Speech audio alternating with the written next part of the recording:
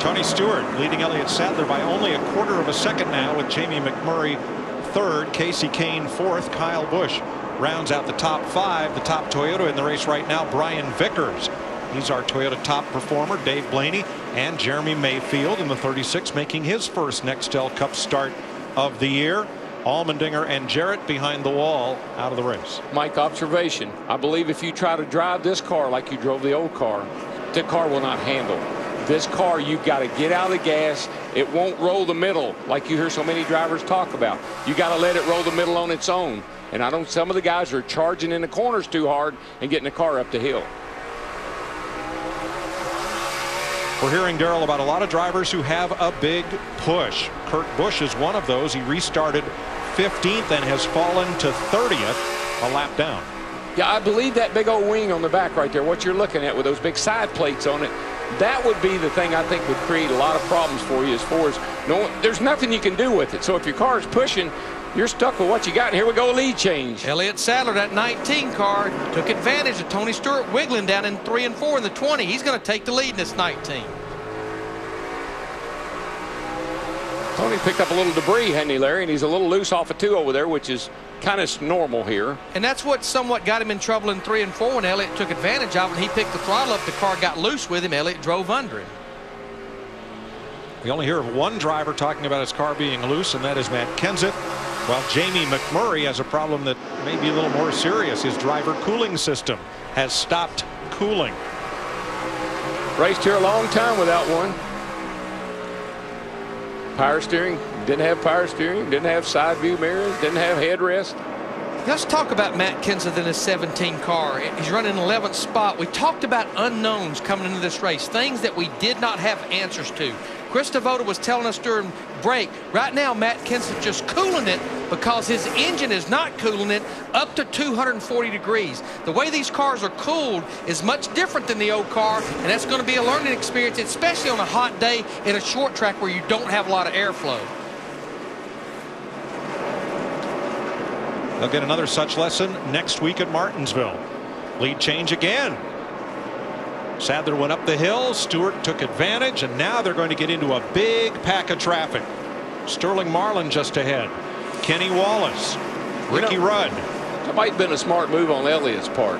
Who would you move out of the way first for? An orange 20. Yeah. Big orange. That's right. So Marlin's going to go a lap down in the 14. And now Kenny Wallace, both those drivers earlier got the free pass to get back on the lead lap. And then the 88 of Ricky Rudd. Rudd is one of only 3 drivers still racing today that participated in the first of the 50 consecutive sellouts here at Bristol. The other 2, Kyle Petty and Mark Martin. And he's one of the few drivers in the field that has driven the last 3 generations of cars. We had another major body change headed into 1981 where the cars were downsized. He drove both of those cars, and now the first race with the car tomorrow. Well, so far I haven't seen any much difference in the race itself. It's pretty much a Bristol race. We've seen over the last couple of years here long green runs, and we've seen that today. Watch him work his wheel, man. He is on it. Not on the gas, on the wheel. You just never get a break here, do you, DW? Especially this kind of weather we're having.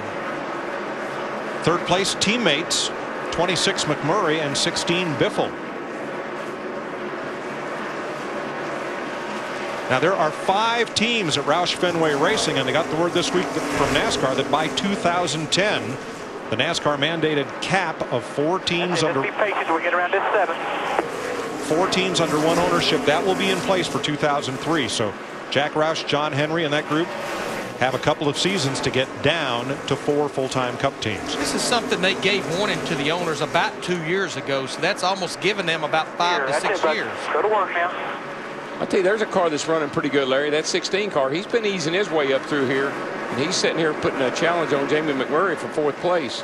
And Darrell, you talked about old school again. We keep going back to it. His crew chief, Pat Tryson, he won the race here with Elliott Sadler back in 2001. Pat knows what it takes to win a race here. Actually, they're racing for 3rd place. Jamie's running 3rd, and Greg's running in fourth, and I think Jamie said, "You faster than I am? Go on, teammate."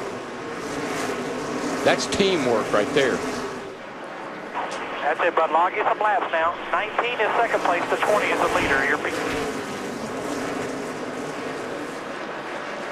And Larry, you know, you mentioned Pat Trice and had a chance to talk to him this morning, and he was making some minor adjustments to that 16 car for Biffle. And Darrell, going back to what we keep talking about, he was focusing on one thing and one thing only: forward bite. He felt like he could give up a little bit through the center if he could just hook that 16 car up for Greg Biffle off the corners. And right now, it's looking pretty good.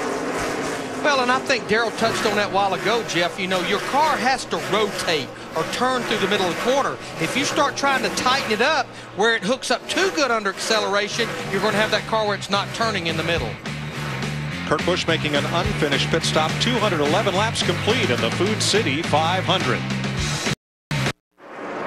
Greg Biffle has taken second place away from Elliott Sadler, and he closed right up on Tony Stewart as Stewart's number 20 had some trouble dealing with the traffic. Mayfield in the wall, turn 2, comes off kind of slowly off the corner, and he may make it around to the pits without a caution flag, but with probably a flat right front tire. Yeah, we have such a straight line of cars, he can't get to the bottom of the racetrack. There's just not a break right now. real slow. Still under green. Scott Riggs earlier hit the outside wall and had to make his way to pit road without a caution. And again, Mayfield could not make the turn. Here is Biffle on Stewart for the lead, and caution waves. Just as Jeremy Mayfield finally got down to the track apron in his Bill Davis Camry, caution came out.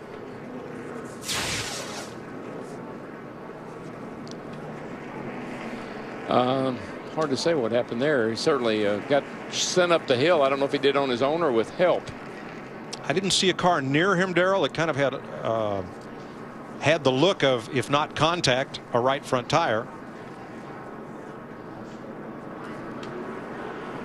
But it will put us under caution for the 7th time today. I tell you who did not want to see that caution flag while we were at break just about 12 or 13 laps ago. Kurt Busch, whose car had really went away on him, made a green flag stop on lap 213. He's now 37th and 4 laps down in that 2 car.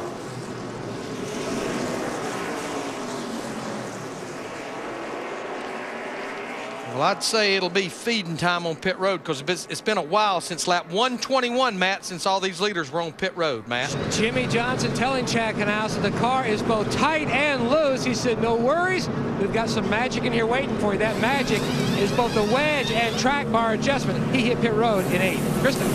Well, Casey Kane said his car is starting to turn better, but it takes so long. So they're going to have to free it up a little bit more than they thought they would. They're going to go up a round and a half on the track bar. Steve. Krista, very small adjustment for Elliott Sadler. Track bar adjustment. They want to make sure they get 2 cans of gas in that 19, Dick. Well, Tony Stewart has had this day go all his way, both on the racetrack and in the pits. The crew has been flawless, as has Smoke. He has had the fastest car all day, has led by far the most laps. Another good pit stop, and Stewart is out of here. I just saw a great act of sportsmanship right there, or survival. Pick one. Jeff Gordon was one of the last cars on the lead lap. He was coming into his pits as Stewart was finishing up, and instead of coming in and blocking Tony, he waited for Stewart to leave before he pulled in. Yeah, there's the race off pit road. One car we don't see there, Greg Biffle, actually lost 2 or 3 positions on his stop.